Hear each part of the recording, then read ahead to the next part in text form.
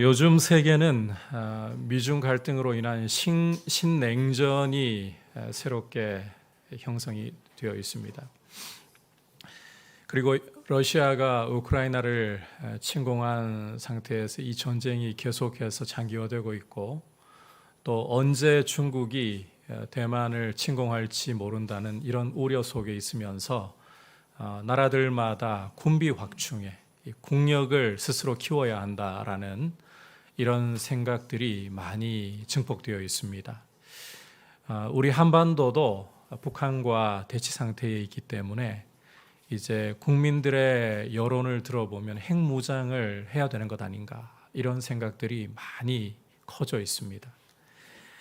그야말로 약육강식과 이 정글의 법칙이 난무하는 세상 가운데에서는 군사력과 경제력이 나라를 이기게 하는 힘이다, 이렇게 생각을 한다는 것입니다. 여러분, 지상의 교회는 다른 말로 전투하는 교회라고 불리기도 합니다. 전투하는 교회. 그래서 교회가 잘 싸우는가, 이렇게 오해하는 분이 혹 계실지 모르겠지만 그런 뜻이 아니에요.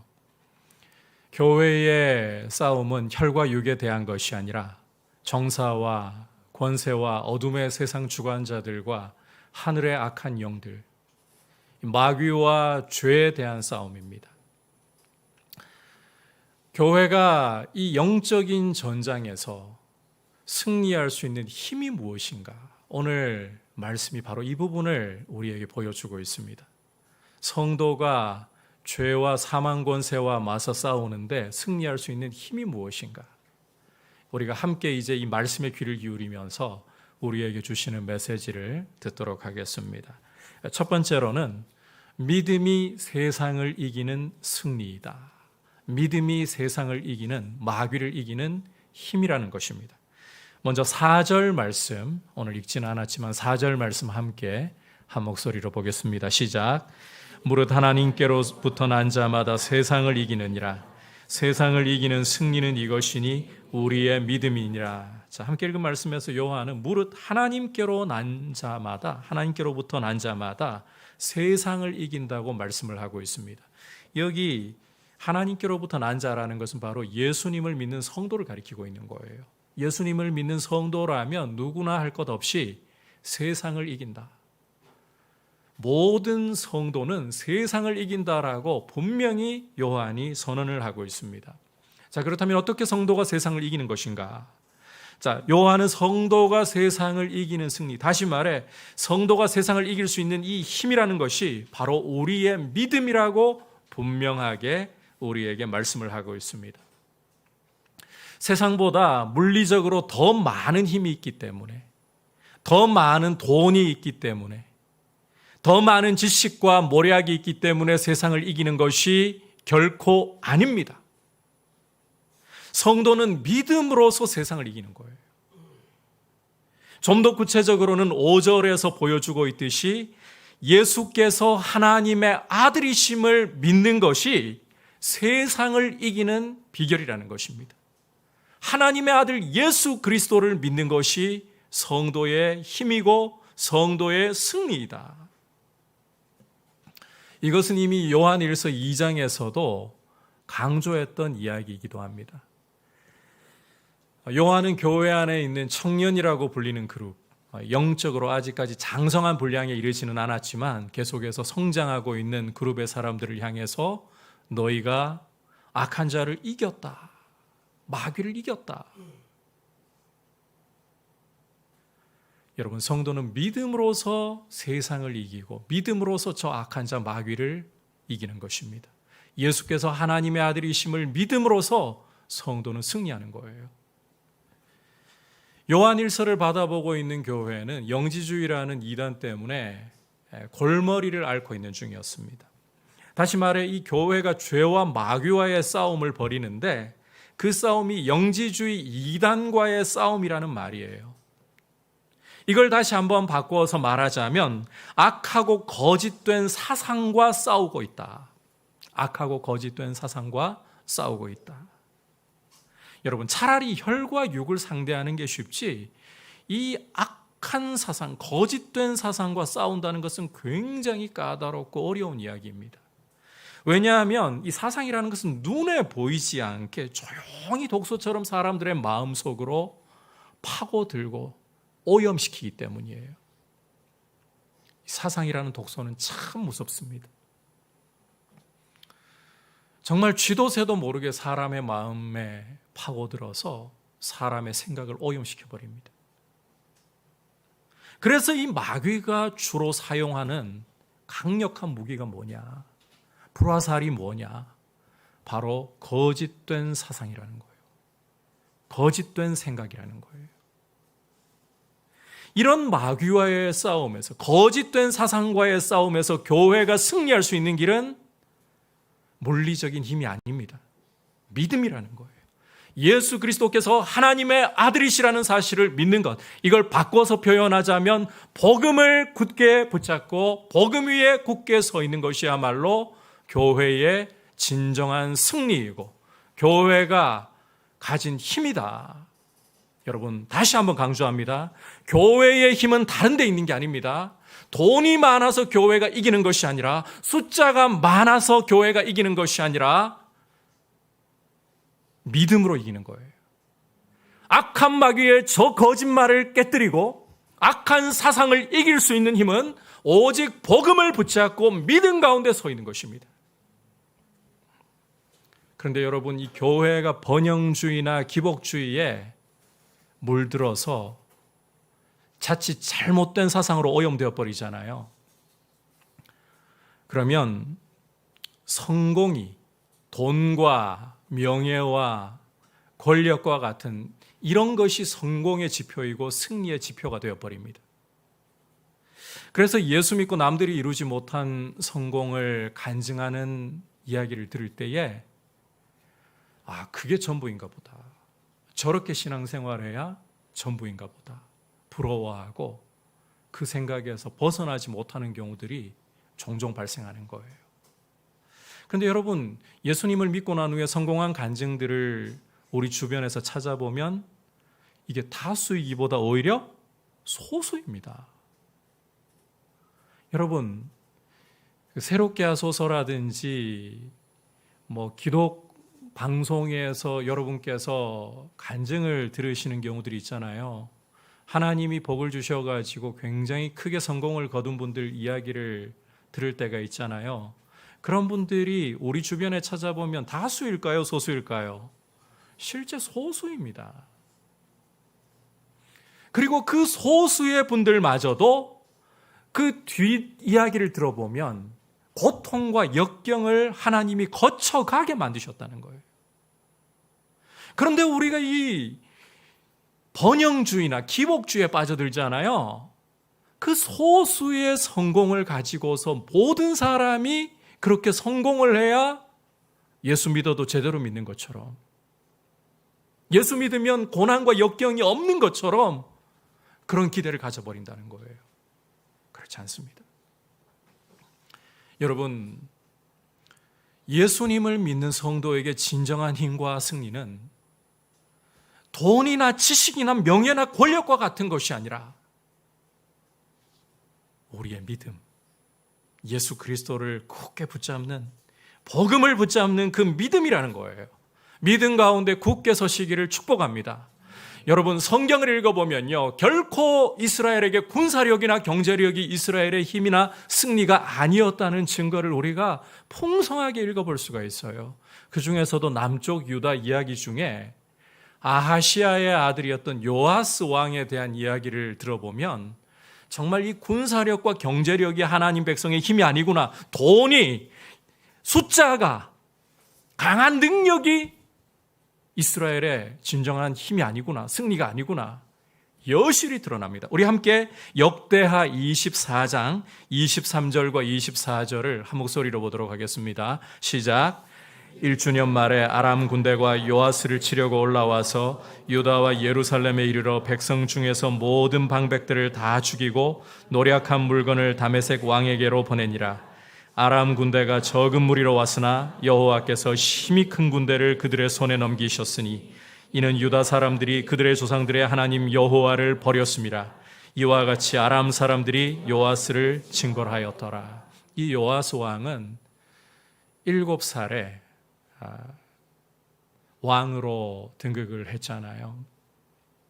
형제들이 다 죽임당하는 위급한 상황 속에서 대제사장 여야다의 아내인 여세바가 요아스를 몰래 빼돌려가지고 성전에서 7년 동안 키운 후에 이제 여호야다가 목숨을 걸고 왕위에 옹립한 사람입니다.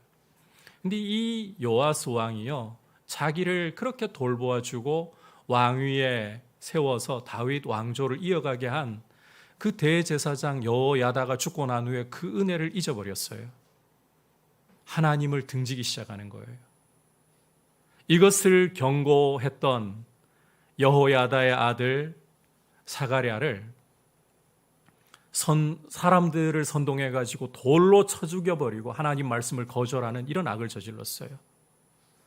이렇게 하나님을 등져버리니까 하나님이 요아스를 어떻게 하셨는가? 오늘 이 말씀 보십시오. 큰 군대를 분명히 가지고 있었다고 말씀하고 있습니다.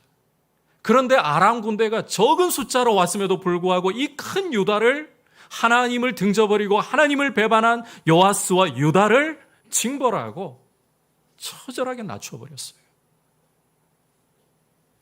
큰 군대나 강한 군사력이, 경제력이 하나님 백성의 승리가 아니라는 거예요. 시편 147편 10절과 11절에는 시인이 이렇게 노래를 하고 있습니다. 함께 읽어보도록 하겠습니다. 시작.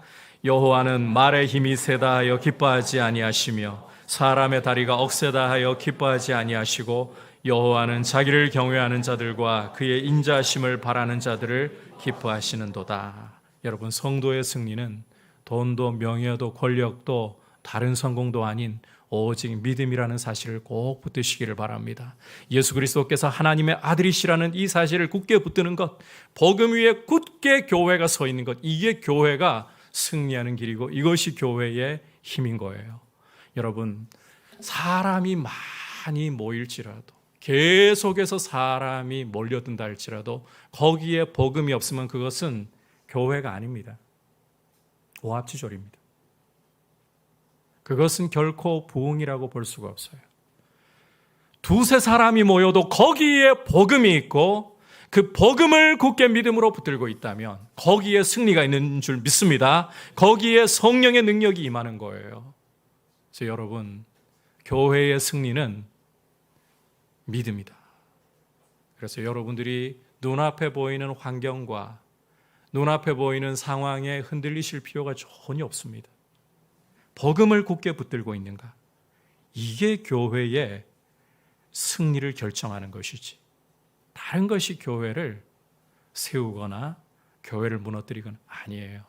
여러분, 주님의 피로 사신 주님의 교회가 승리하는 것은 복음 위에 굳게 서 있느냐예요.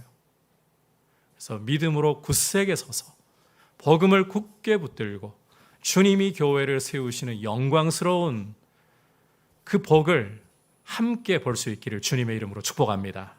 이제 두 번째 메시지는 아들에 대한 증거를 믿는 것이 생명의 길이라는 거예요. 아들에 대한 증거를 믿는 것이 생명의 길이다. 함께 6절부터 8절까지 말씀 한 목소리로 보도록 하겠습니다. 시작. 이는 물과 피로 임하신 이시니 곧 예수 그리스도시라. 물로만 아니요 물과 피로 임하셨고 증언하는 이는 성령이시니 성령은 진리니라.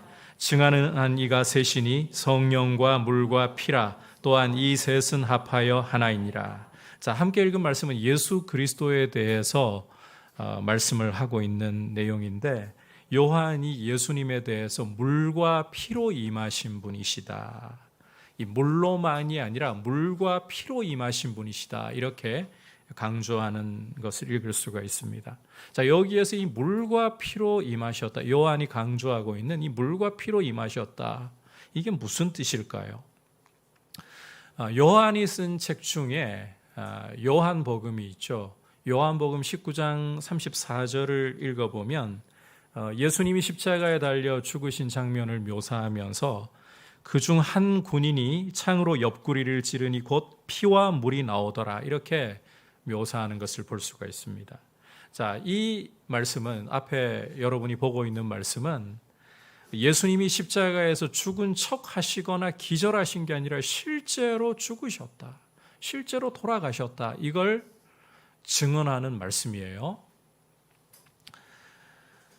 요한일서가 우리가 지금 공부하고 있는 이 요한일서가 영지주의 이단에 맞서는 편지라고 했었잖아요. 따라서 예수님이 육체로 오신 것을 증명하는 것이 굉장히 중요한 목적일 텐데 그 때문에 이 요한이 그 요한복음에서 사용했던 피와 물을 가져온 게 아닌가 이렇게 보는 해석이 있습니다. 어쨌든 죽으셨다는 사실 자체는 그 육체를 입으셔야 가능한 이야기잖아요. 자, 여러분, 물론 이 창에 옆구리가 찔려가지고 피와 물이 쏟아졌다. 이게 육체로 오셨다라는 것을 증언하는 증언으로 쓰일 수도 있긴 있습니다. 그런데 요한이 복음서에서 사용한 그 피와 물이 나오더라. 이것은 결코 영지주의 이단에 맞서기 위해 예수님이 육체로 오셨다는 것을 강조하기 위해 쓴 표현이 아니라 문자 그대로 예수님이 십자가에서 죽으셨다. 이걸 강조하는 표현이에요. 그리고 오늘 말씀을 보시면 순서를 물과 피라고, 피와 물이 아니라 물과 피라고 의도적으로 강조하고 있어요. 그래서 요한복음 19장의 표현과 오늘 물과 피는 같은 게 아니구나. 이렇게 일단 한 가지 이야기를 드릴 수가 있습니다. 또 다른 해석은 요한복음에서 물이 성령을 가리키는 이미지로 사용되었기 때문에 예수님이 성령으로 잉태되어서 육체로 오신 것을 강조하려고 하는 것 아닌가. 자, 이 해석에도 좀 난점이 있는 것은요. 7절, 8절을 보시면 증언하는 이가 셋이니 성령과 물과 피라. 만약에 이 물이 성령의 상징으로서 이 말씀에서도 사용됐다면 증언하는 이가 셋이 아니라 둘이라고 해야 됩니다. 그래서 이 부분도 해석에 난점이 있어요. 자, 그래서 학자들이 가장 적절하게 보는 해석이 무엇이냐? 이 물과 피로 임하셨다라는 가장 적절한 해석으로 보는 게 무엇이냐? 먼저 물로 임하셨다는 것은 예수님의 세례 사건을 가리키고 피로 임하셨다는 것은 예수님의 십자가 사건을 가리킨다는 해석이에요.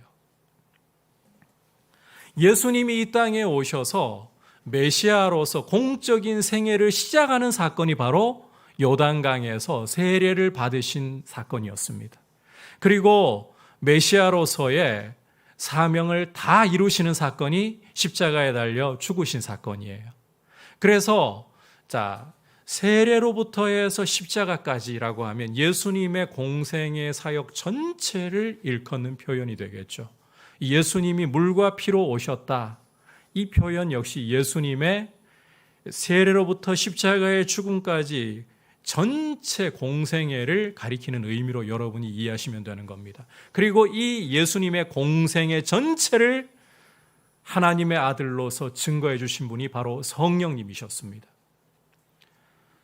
실제 예수님이 요단강에서 요한에게 세례받고 물에서 올라오실 때 성령이 임하셔가지고 예수님이 하나님 아들 되심을 증언하셨고 예수님이 공생애를 사시면서 표적과 기사를 행하시는 이 모든 것들이 다 성령의 능력으로 행하신 것이었고 히브리서 9장 14절을 여러분께서 읽어보시면 십자가에 달려 돌아가시는 것을 영원하신 성령으로 흠없는 자기를 드리신 것이다. 이렇게 말씀하는 것을 우리가 볼 수가 있습니다. 예수님의 공생애, 이 세례로부터 해서 십자가에 죽으실 때까지 이 모든 생애가 성령께서 함께 하시고 성령께서 증언하시는 사역이었다. 이걸 가리켜서 이제 요한은 7절과 8절에서 증언하는 이가 셋이니 성령과 물과 피라. 또한 이것이 이 셋이 합하여 하나이니라. 이렇게 표현을 하고 있는 것입니다. 우리 주님의 공생의 전부를 성령님이 증언하셨다. 육체로 오셔서 공생애를 사신 것을 성령님이 증언하셨다. 뿐만 아니라 예수님의 이 공생의 전체와 성령님의 증거는 바꿔 말하면 하나님의 증거라고도 표현을 할 수가 있습니다. 함께 9절 읽어보겠습니다. 시작. 만일 우리가 사람들의 증언을 받을진대 하나님의 증거는 더욱 크도다. 하나님의 증거는 이것이니 그의 아들에 대하여 증언하신 것이니라. 여러분, 사람이 하는 말도 확실하면 그건 증거로서의 가치를 가지게 됩니다. 그래서 모세 율법을 여러분께서 읽어보시면 이 두세 증인하면 이 확실한 증거로 채택하거든요. 여러분이 성경을 읽을 때 둘 또는 셋 하면 증인의 숫자로 그래서 이해를 하고 읽으시면 크게 도움이 되실 거예요. 자, 이렇게 사람의 증언도 확실하게 받아들인다. 하나님의 증언은 두말할 것 없이 확실한 일 아니겠습니까? 자, 그런데 하나님께서 증언하신 분이 누구이시냐? 바로 당신의 아들이신 예수 그리스도시라는 거예요. 여러분, 예수님이 공생애를 살아가시면서 성령과 함께 하시고 성령으로 말미암아 표적과 기사를 행하신 이게 성령님이 예수님을 증거하신 것이지만 동시에 하나님 아버지께서 그 아들을 증거하신 일이라는 것입니다. 이보다 더 확실한 증거가 어디 있냐? 영지주의자들이 예수님이 육체로 오신 것을 부정하지만 성령님이 증거하시고 하나님 아버지께서 증거하시는데 그분의 공생의 전부를, 이게 꾸며낸 이야기가 아니라 역사적으로 나타났고 그 역사적으로 나타난 일을 성령님이 증거하고 하나님 아버지께서 증거하시는데 예수께서 육체로 오신 것을 부정하다니 말이 안 된다는 거죠. 그래서 여러분, 이것은 이제 이 증언을 어떻게 받아들이냐, 우리의 입장이 굉장히 중요하다는 거예요. 이렇게 확실한 일인데 이걸 어떻게 우리가 받아들이냐, 이 입장이 오히려 중요하다. 자, 10절 함께 읽어보도록 하겠습니다. 시작. 하나님의 아들을 믿는 자는 자기 안에 증거가 있고 하나님을 믿지 아니하는 자는 하나님을 거짓말하는 자로 만드나니 이는 하나님께서 그 아들에 대하여 증언하신 증거를 믿지 아니하였습니다. 자, 함께 읽은 말씀에서 보시면 요한은 하나님 아들을 믿는 사람은 자기 안에 증거가 있다라고 이야기를 하고 있죠. 자기 안에 증거가 있다. 이러면 여러분 사실상 끝이 난 겁니다. 자기 안에 증거가 있다라는 것보다 확실한 것이 없고 영향력 있고 힘이 있는 게 사실상 없기 때문이에요. 여러분들께 이 자기 안에 증거가 있다는 것이 얼마나 힘이 있고 영향력이 있는가 좀 설명을 드릴 필요가 있을 것 같습니다. 여러분, 한 사람이 자기 안에 증거를 가지고 있다는 말은 바꿔 말하면 자기 안에 확신을 가진다는 말입니다. 어떤 사람이 자기 안에 증거를 가진다, 확신을 가진다고 하면 그것은 그 사람의 틀이 돼요. 그러면 사람은 뭘로 이제 세상을 보고 사람들의 말을 받아들이기 시작하느냐? 자기 틀로, 자기 안의 증거, 자기 안의 확신으로 세상과 사람들의 말을 판단하기 시작합니다. 그만큼 영향력과 힘이 있어요. 그래서 좀 부정적으로 이야기를 하자면요, 잘못된 틀을 그 안에 형성한 사람은 아무리 옳은 말을 계속해서 들려줘도 그 말이 자기의 틀하고 맞지 않잖아요. 그러면 그 말은 틀렸다라고 합니다. 배제해버립니다. 배척해버립니다. 반대로 틀린 말인데도 자기가 가지고 있는 마음의 확신, 자기의 틀과 부합하잖아요. 그러면 그 말은 세상에 이런 옳은 말이 없어. 이건 진리야.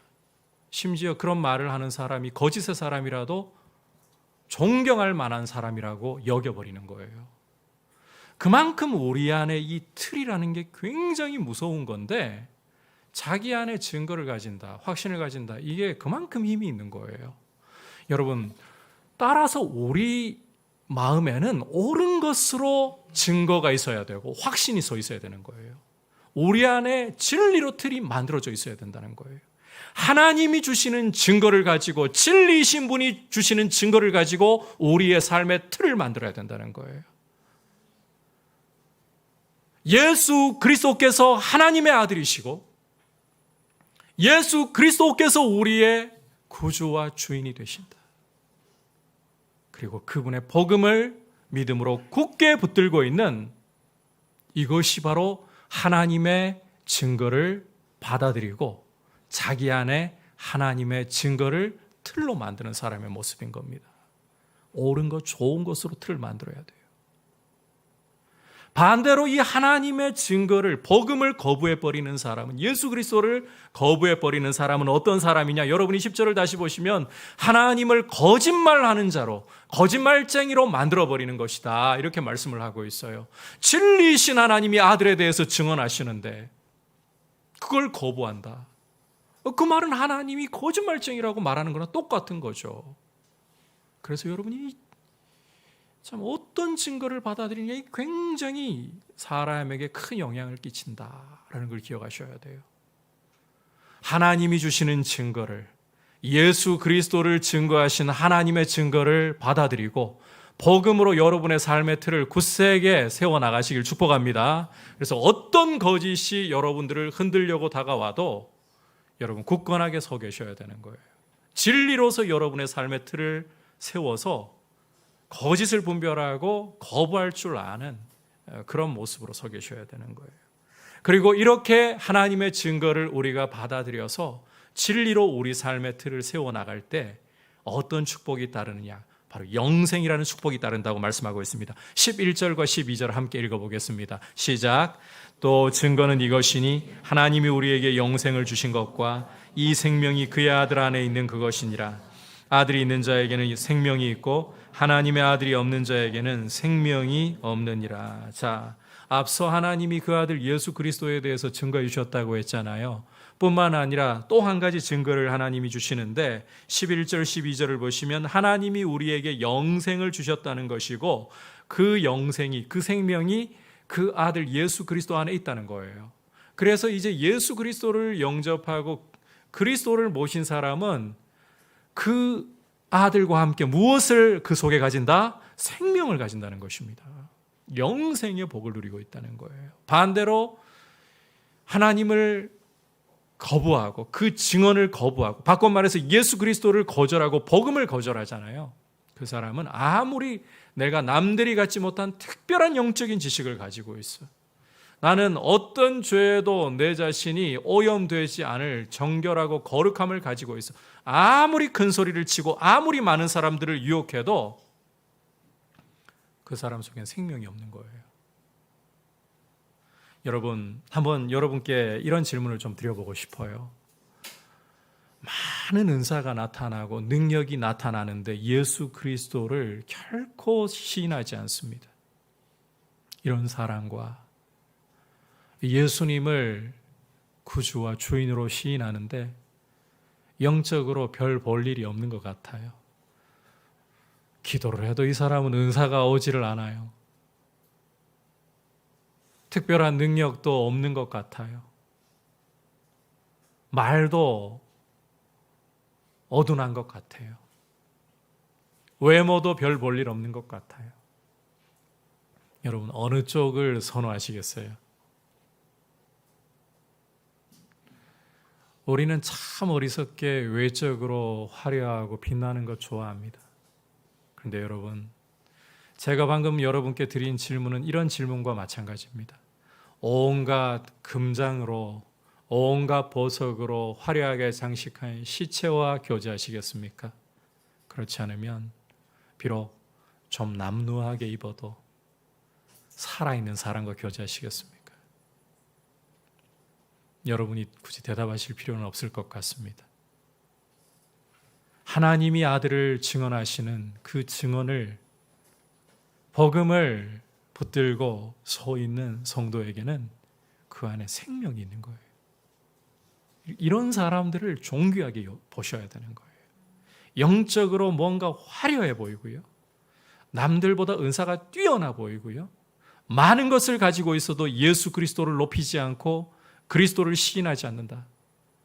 가짜이고 생명이 없는 겁니다. 이런 이들을 오히려 경계하셔야 되는 거예요. 여러분, 이단보다 더 무서운 것은 교회 안에 일어나는 거짓입니다. 우리가 오늘 이 말씀을 통해서 교회가 믿음으로 굳세게 서 있는 것, 복음 앞에서 복음을 제대로 알고 복음을 굳게 붙들고 서 있는 것, 이게 교회의 승리이고 이게 하나님을 영화롭게 하는 길이고 이게 교회가 제대로 가는 길이다. 이 사실을 기억하시면서 교회가 어떠한 길을 걸어가야 할 것인가. 여러분, 교회에 어떤 문제가 발생하고 어떤 어려움이 발생한다 해도요, 흔들리실 필요 없어요. 왜냐하면 교회의 머리는 우리 주님이시기 때문이에요. 그리고 교회가 제대로 가고 있느냐, 제대로 가고 있지 않느냐, 이걸 판별하는 것은 숫자 아닙니다. 교회의 헌금의 액수 아닙니다.